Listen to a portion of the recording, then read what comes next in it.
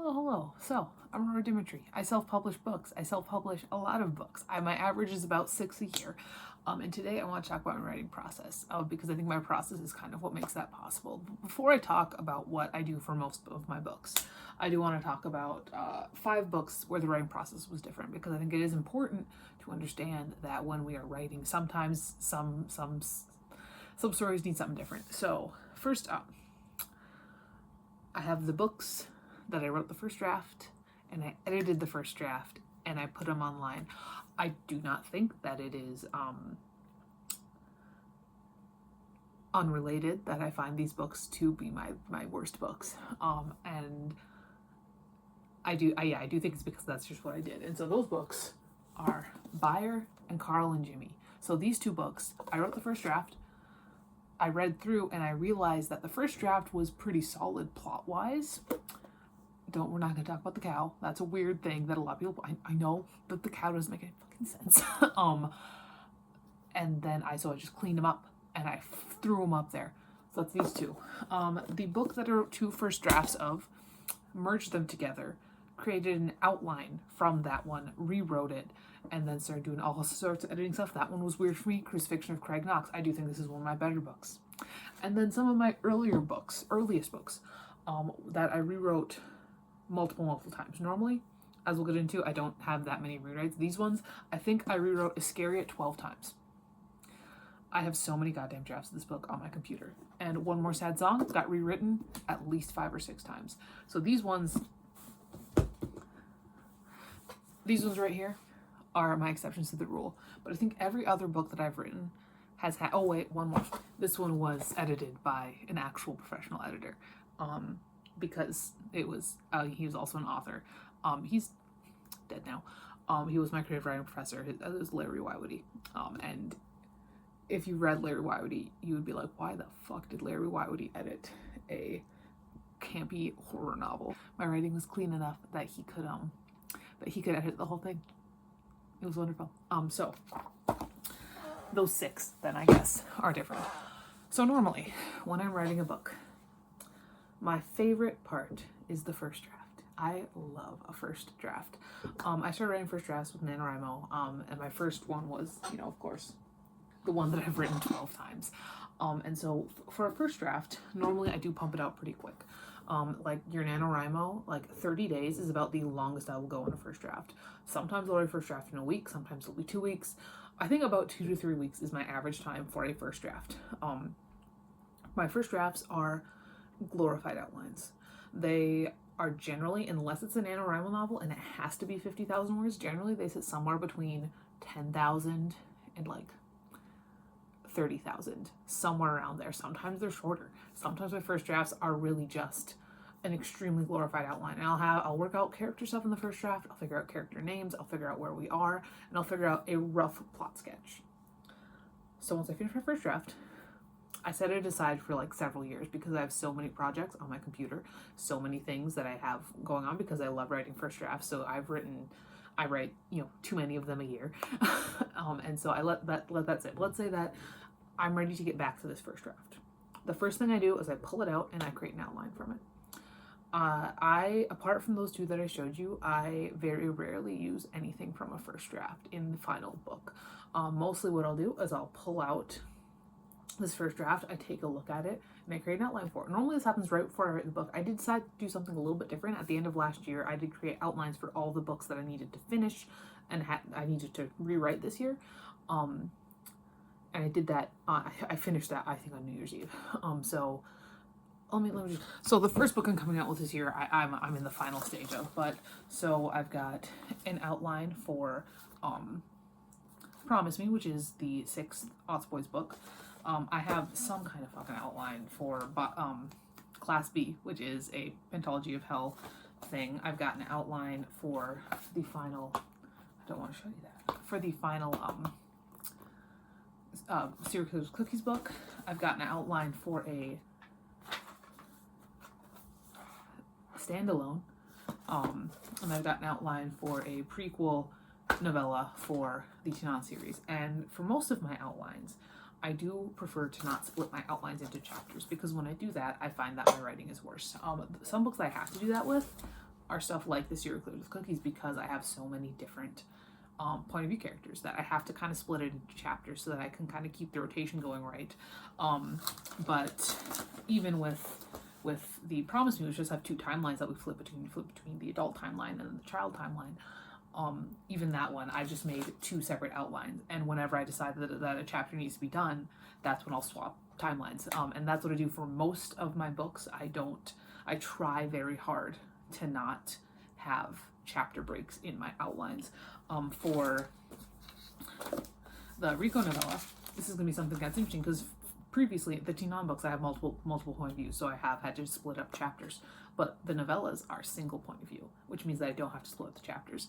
One thing that I do like to do sometimes is point of view chunks, which you do see in the Bentology of Hell books, because it allows me to have kind of the best of both worlds. Because I do like having more than one point of view, but I also like it if I have a chunk. That means I don't have to split it into chapters. I just have like a chunk. I have what happens in this chunk, and then I can add subplots whenever I need to.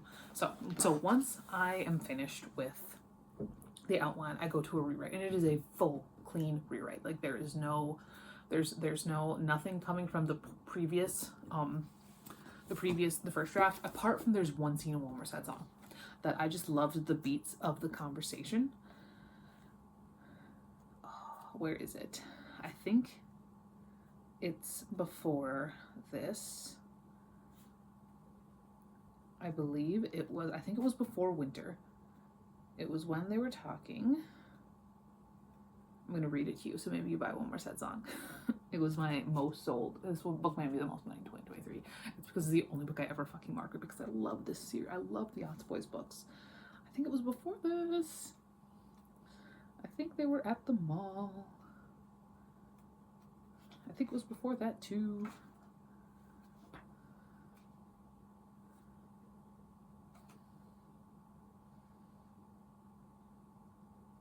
Yes, it was chapter 15. And I'm going to read you. Should I read this whole scene? Because I know it was this chapter. I don't remember exactly what copied over. It was mostly dialogue. I'm going to read you the whole chapter. There are no spoilers. This is chapter 15 of One More Sad Song. And if you like it, go buy it. The link's down below. So, chapter 15.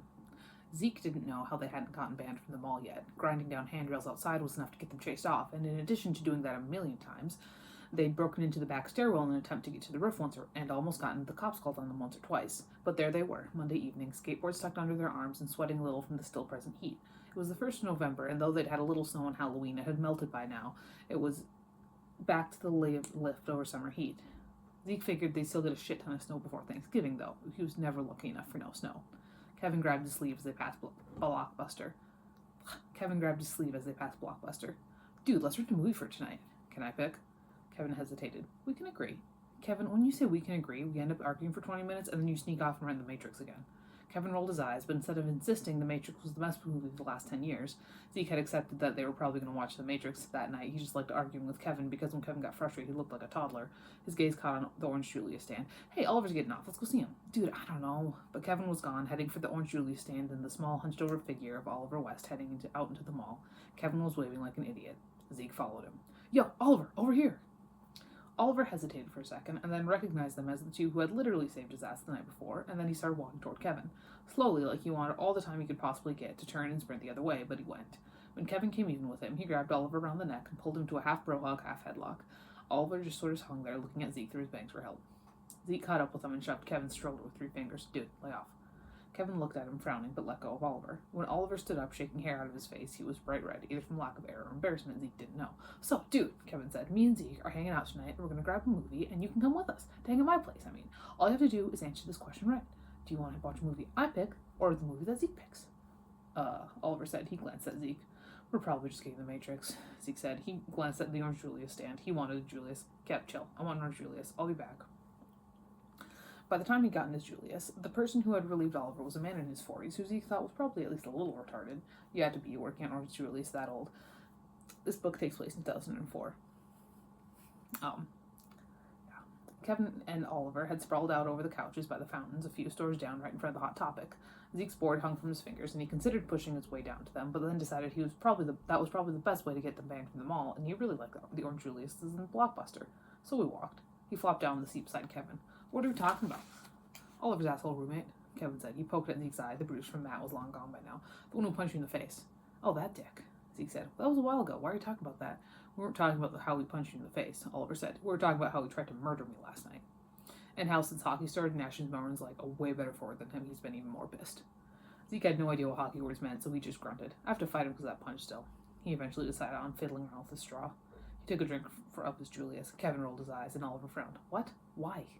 Because he hit me and I didn't do shit. If I don't fight him, I'll look like a pussy, so I gotta fight him. Probably where there's a teacher or something around who can break it up, because otherwise he'll actually kill me, but I gotta at least try. I think if he goes for you again and you don't do anything, it makes you a pussy, Kevin said. He grabbed Zeke's Julius and sucked down a good quarter of it before Zeke grabbed it back. Especially if it's in public. Because if it's in public, you can't just, collapse, because that's way pussy. Except I can't actually fight him, Zeke said. He's about twice my weight and 3 inches taller than me. I'm pretty sure his arms are bigger around than my legs. How the fuck am I supposed to fight him without getting my ass kicked? Take a really hard punch right away and go down, Oliver said. He leaned forward. He'd gotten into it. Zeke was hit with the uncomfortable thought that Oliver was, in a kind of geeky way, kind of cute, and tried to force it out of his head. He's dumb. He might get bored if he stopped moving. Nope, Kevin's shaking his head. Nope, then you still look like a pussy. That's what you want to do if you don't want to hurt that bad. Just play possum. Okay, I don't want to hurt either, Zeke said. I get enough from Japanese home. This year's been nice with him at college. Only pussies don't want to hurt Zeke. Kevin reached for Zeke's Julius again. Zeke moved out of Kevin's reach. No, your best bet is if he shoves you or something in the hall at school, throw a punch. Teachers will show up before too soon, and it'll be over, and it won't be your fault. All you've got to do is hold them off until they get there, and it shouldn't be too hard, especially if you get in a good first punch. He can do a lot of damage in a short amount of time, Oliver said. He pushed his glasses up solemnly. I think you just embrace the fact that you're a pussy. Embrace it. I mean, it's worked all right for me. I didn't have any friends before you guys, but I can curl up on the ground like a bitch whenever he comes for me, so that's cool. Kevin laughed. Okay, dude. He shook his head and then snapped his fingers at Zeke. Oh, shit, dude. I almost forgot. You know Michelle, right? Zeke did not know Michelle. No, he said. Well, she knows you, and she asked me to see how you feel about her. I don't know her, Zeke said. He fiddled with his straw some more and stared down at his shoes, glanced back at the Hot Topic. Maybe if Brittany came out, Kevin would get distracted and stop talking about this. Besides, I'm too busy for a girlfriend, Kevin said, finishing it for him. Dude, all you do is skateboard and hang around with me. Yeah, Zeke said. He took a drink of his Julius. Takes a pretty big amount of time. Well, Kevin said, I'm sure I could spare you a couple hours a week. I'm not interested, Zeke said. It came out shorter than he expected to, and Kevin leaned back a little, a weird kind of smile on his face, an offended kind of smile. Sorry. Kevin shook his head and finally succeeded in filching the rest of Zeke's Julius. Let's go check on the music store. I want to see if they got a new Green Day album. So, this book is about a terrible, terrible kid. But here's the back of the book. Go away from that promo for a second here. So that's like the only time I've taken any dialogue from the first draft, because I couldn't get the beats right when I was rewriting it, so I just took it from the first draft. So now when I finish that, normally a second draft will take me anywhere between 2 to 3 months. And normally I do work on more than one at a time. When I'm writing second drafts, I basically add another one every single month because I like variety. And if I'm working on multiple books at a time, I can hop between them, and I don't have to feel like I am kind of stifled in one little world like I do when we're at the final edits, which I will talk about soon because that's the stage I'm in right now. It's driving me fucking nuts. And normally my books are different enough from each other that it doesn't really hurt. It doesn't hurt to be doing more than one at a time. Like for example, this year, let's call it my writing tracker. The books that I'm writing second drafts of this year, I've got a Pentology book, which is like paranormal. I have Promise You, which is a near historical contemporary situation. We've got The End, which is a thriller. For My Country, which is fantasy. Kaz The Approach, which is horror culty stuff. So they're all very, very different, and so I can keep them straight in my head, so it doesn't really bother me to work on more than one at a time. But when I finish the second draft, that's when it gets to my least favorite stage, which is final edits. So what I do is I used to print them out, but then I went through a phase where I didn't have access to a printer, because I don't have a printer, but I did just continuously steal them from my various jobs that I had access to printer, because I've been a teacher. This is my 4th year being a teacher, so my first 3 years being a teacher, I would just use I was on the top floor.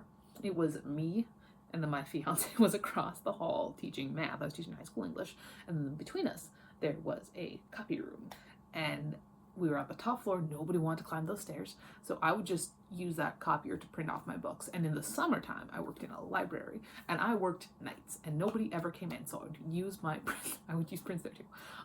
I just stole prints everywhere I was. But then I had a little bit of a dry spell where after this past summer, so I changed, and now I've been ordering proofs from Amazon, and I kind of don't like it quite as much. This is my Guillaume proof, so this is what I've been working on recently. I don't like it as much because it's harder to type from than like pieces of paper. But it is, I guess, better because I'm not stealing prints from my job. And what I do with this is I order it once it comes, I go through and I edit it. So I'll go through with pencils, pens, whatever the hell. So we got, lots of stuff there.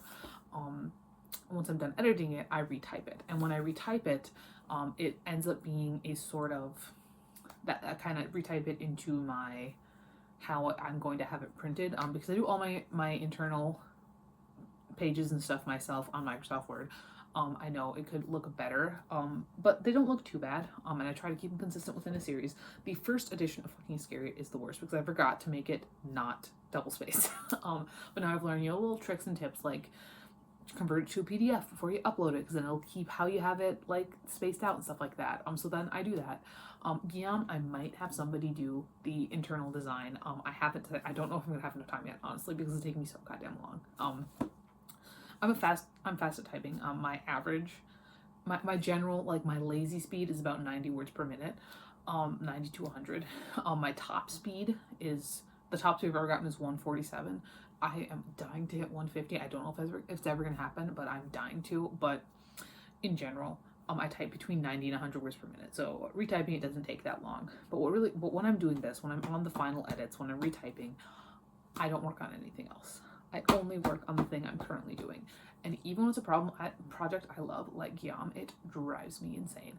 I love having multiple things going at once, and editing is so much less fun than creating for me.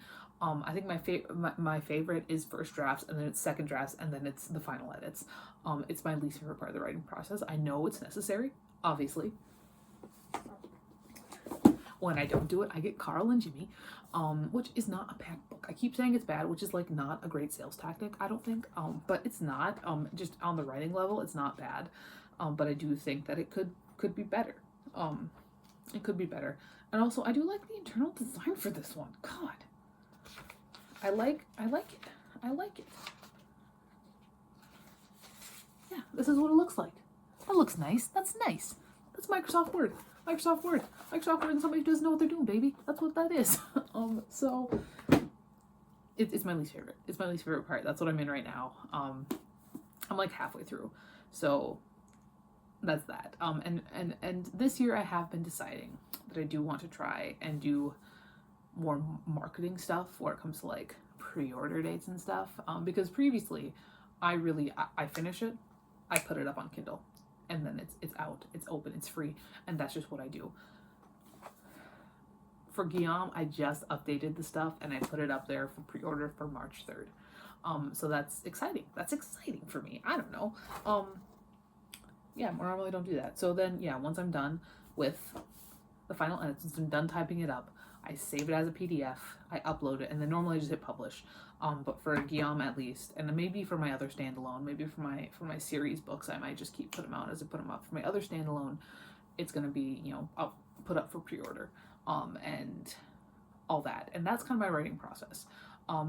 By doing it this way, I can publish, about six books a year. I do also sometimes I collect up some of the short stories and essays that I've written in the past year. I might be able to add poetry to that this year too. I wrote a poem for the first time since college. It was kind of rough, I think. But publish a collection. Sometimes I do that. I am planning on doing three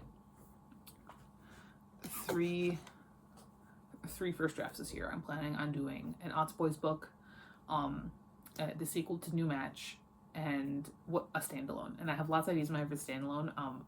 It's just whatever one pops up, whatever one decides to happen. And I think on my project planner sheet on my writing tracker, it has whatever we do for this, that Gacy one maybe, which would be another true crime inspired one like Carl and Jimmy or Columbine or Crucifixion or Craig Knox.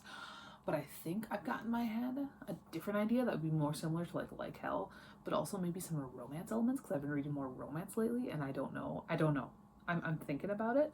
I'm thinking about it. My rough idea. I'm gonna say it here, and I don't know if it'll happen. If it didn't, I would put like lol or cut this out. I don't know.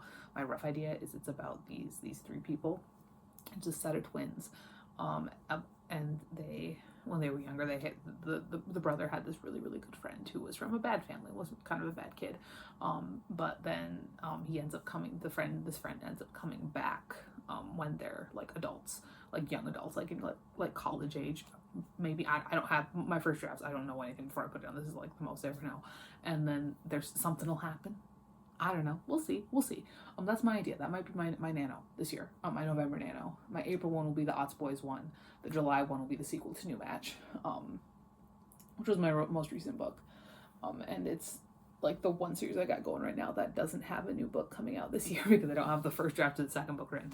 I have an idea in my head, and that series will be like 5 books long. If you want kind of a video about how I plan series and how that goes, because I do write so many series. Most of my books are in series. Let me know. I'll do that too. But yeah, that's that. That's kind of my writing process. With a extended cut of some terrible teenage boys in 2004 in the middle there. But yeah, that's that. That is all for today. I'll talk to you later. And goodbye. Buy my books. Do it. Come on. I haven't sold anything this year. It's January 28th. Please buy my books.